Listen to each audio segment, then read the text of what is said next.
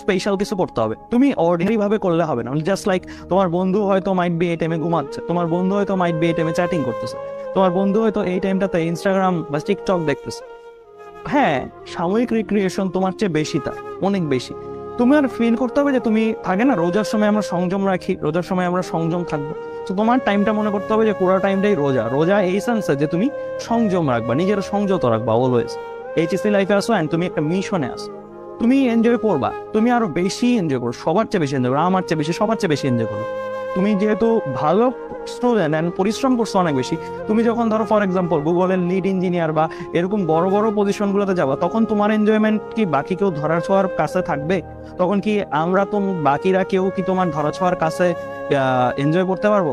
বা তুমি যে পরিমাণের এনজয় করার সুযোগ, স্কোপ, সবকিছু তোমার কাছে আল্লাহ দিবে, সেটা কি বাকি কাউরে দিবে? দিবেন। সো তোমরা ফিল করতেছো তুমি 2022-এর ওয়ার্ল্ডটা লিড করবা না, 2022-এর ওয়ার্ল্ডটা তোমার জন্য না।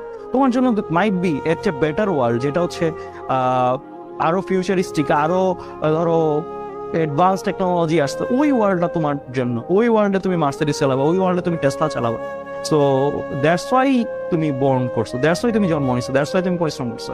এইভাবে যদি না নিতে পারো মোটিভেশনটা নিজের মধ্যে, তাহলে তোমার এই পরিশ্রমটা কখনোই অর্থিক লাগবে না। অর্থিক লাগবে তখনই যে তুমি একটা গ্রেটার ড্রিম দেখো।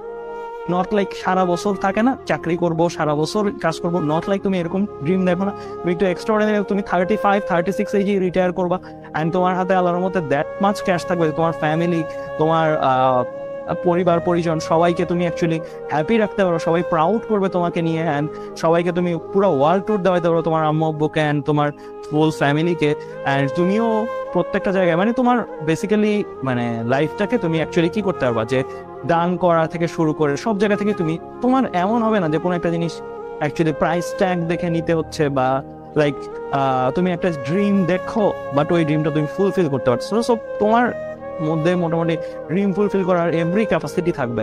সো ওইভাবে তুমি পরিশ্রম করতেছো, ওইভাবে তুমি গ্রো হতে চাচ্ছ।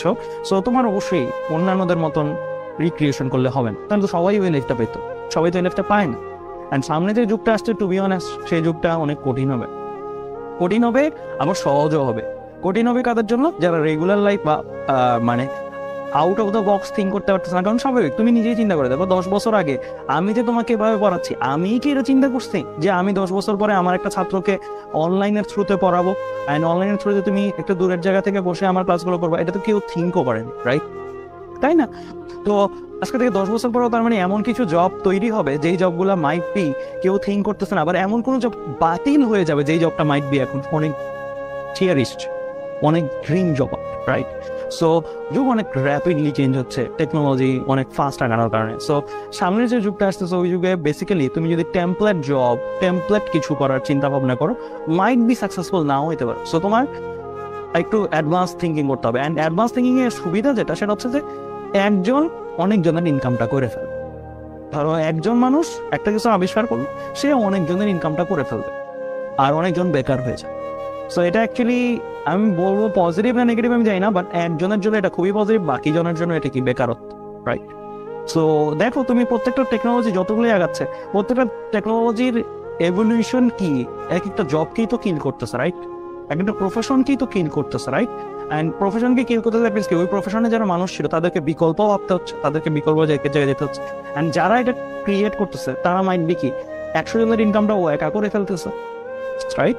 So this is life, and সামনে এই জিনিসটা আরো অনেক প্রকট হবে। সো এটাই আমি বলবো যে তোমাদেরকে আরেকটু স্মার্ট ওয়েতে আগাতে হবে, মানে নট লাইক শুধুমাত্র বললাম শেষ করলাম এরকম না। তোমাদের চিন্তা করতে হবে যে তোমরা মানে ন্যাশনাল লেভেলেও না, ইন্টারন্যাশনাল লেভেলে থিঙ্ক করতে হবে যে ইন্টারন্যাশনালি বাকিরা কি করতেছে, বাইরের যুগে এখন কি চলতেছে, যেটা আমাদের আমাদের দেশে আসেনি, থার্ড ওয়ার্ল্ড কান্ট্রিগুলোতে আসেনি, দেন আমরা এটা কিভাবে আনতে পারি বা আমি কিভাবে যেতে পারি। অ্যান্ড অবশ্যই এখানে এর জন্যই চান্স পাওয়ার, আমি বলতেছি না বুয়েটে চান্স পাইলে লাইফ সার্থক। কারণটা কি? কারণ হচ্ছে ধরো ফর এক্সাম্পল তুমি বুয়েটে চান্স পাইলা না, বা ভালো কোনো কিছু অ্যাচিভ করে, নট অনলি বুয়েট বাট তুমি যে কোনো জায়গা থেকে ভালো করতে পারো, সো করলা না, তো তোমাকে কেন শুনবে? ওয়াই? তুমি একটা স্টেজে দাঁড়ায় কথা বলবা, তোমাকে মানুষ শুনবে? এত সময় নেই তো মানুষের। তোমাকে ওই পরিচয়টা দিতে হবে যে হ্যাঁ তুমি এক্সিস্টিং সিস্টেমে তুমি টপার, এক্সিস্টিং সিস্টেমে তুমি টপার। দেন তুমি যদি সিস্টেমকে চেঞ্জ করতে আসো, তোমাকে মানুষ মানবে।